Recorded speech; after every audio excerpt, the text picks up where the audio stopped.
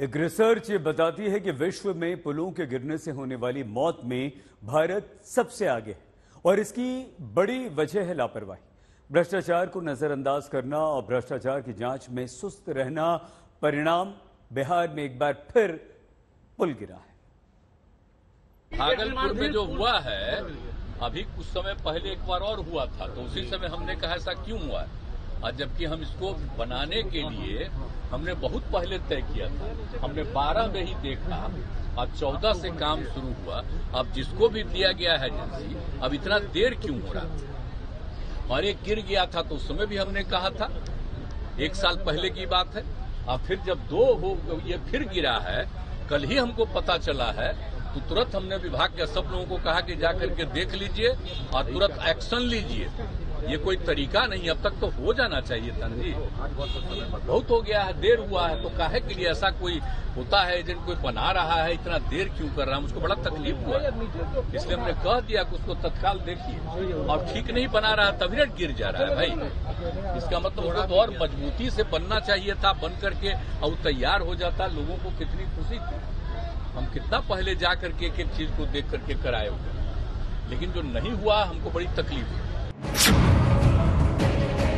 जिसको भी दिया गया हो, इतना देर क्यों हो रहा? ये कोई तरीका नहीं। पहले भी हुआ तो हम बोले थे, अब तक तो बन जाना था। ठीक नहीं बन रहा था, मजबूती से बनना था। जो हुआ हमको तकलीफ है। मुख्यमंत्री के शब्दों पर गौर करें तो कंफ्यूज हो जाएंगे आप। अपने राज्य में 1700 करोड़ से ज्यादा का पुल ढहने पर नीतीश कुमार सीएम होने के नाते सफाई दे रहे हैं या विपक्ष का नेता बनकर सवाल उठा रहे हैं? नीतीश कुमार से फिर सवाल हुआ, क्या आप कोई कार्रवाई करेंगे? बिल्कुल बिल्कुल, कह तो रहे हैं, कल ही तो बोल दिए हैं। जैसे ही हमको खबर जैसे ही मिला, वैसे ही तुरंत हमने सबसे बात किया, इसलिए इसके लिए चिंता। काहे ना चिंता करे जनता, जब हकीकत इस पुल और पुल बनाने वाली कंपनी की कुछ और है। ये पुल एक बार में नहीं बल्कि तीसरी बार ढहा। पहले 30 अप्रैल 2022 को, फिर जून 2022 में और अब जाकर जून 2023 में आधा पुल ही गंगा में समा गया। लेकिन कार्रवाई के नाम पर सिर्फ जांच का झुनझुना बजा। कैसे बजा, सुनिए। जिस कंपनी को इसके निर्माण का काम सौंपा गया वो पंचकुला की SP Singla constructions private limited है, जो बिहार में हजारों करोड़ रुपए के काम कर रही है। सवाल उठता है, क्या जानबूझकर इस कंपनी को फायदा पहुंचाने के लिए काम दिया जा रहा है? अगर हम इसके इतिहास पर जाएं, खासकर बिहार में जो ये काम कर रहा है, तो जब से मुख्यमंत्री नीतीश कुमार सत्ता पर आसीन हुए हैं, उसके बाद से ही बिहार के ज्यादातर जो प्रोजेक्ट्स हैं उसका काम इसी कंस्ट्रक्शन कंपनी को दिया गया है। मई 2020 में इसी कंपनी के हाथों बन रहे नीतीश कुमार की ड्रीम प्रोजेक्ट लोहिया चक्रपथ का स्लैब गिरता है। 3 बच्चों की जान जाती है। जांच बैठती है, कंपनी पर कोई कार्रवाई नहीं होती।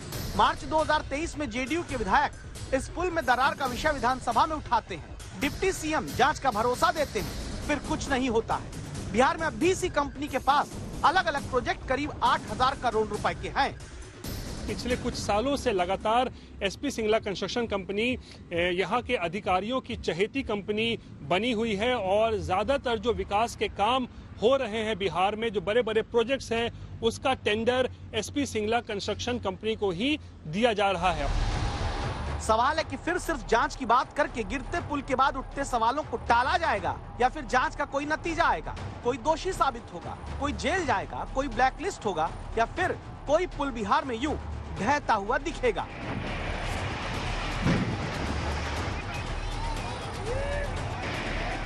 रोहित सिंह, पटना आज तक।